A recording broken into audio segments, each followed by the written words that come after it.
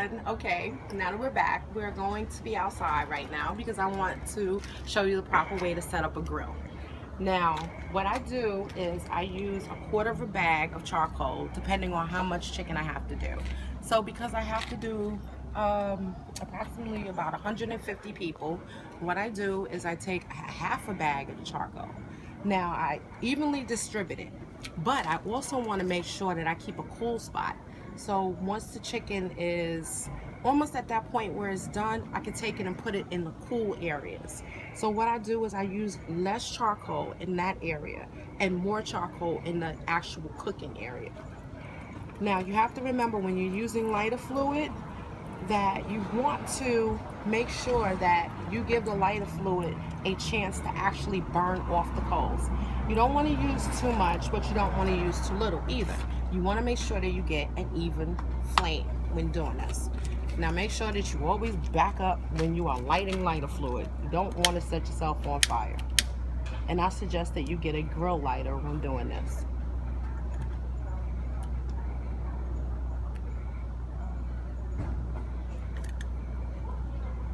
Now, what you could do if you don't like to use charcoal fluid is go and get you a bag of Matchlight and a bag of regular Kingsford.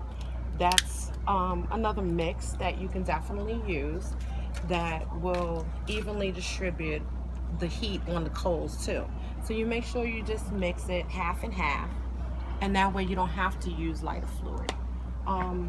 Me, I like to use lighter fluid because I don't know, I guess I'm just a pyromaniac and I just like to watch the fire. But like I said, so we're gonna let this sit and we're gonna let this heat all the way through. You wanna make sure that before you even put your food on it, that your coals are predominantly white. So that way you know that the lighter fluid is not on there because you don't want your food to taste like lighter fluid. So you make sure that's it.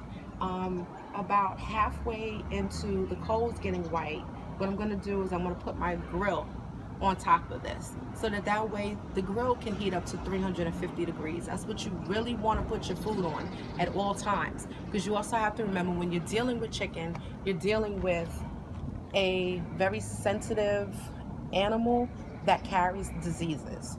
So the hotter the fire is, the less you're going to have of a chance of passing on any kind of bacteria.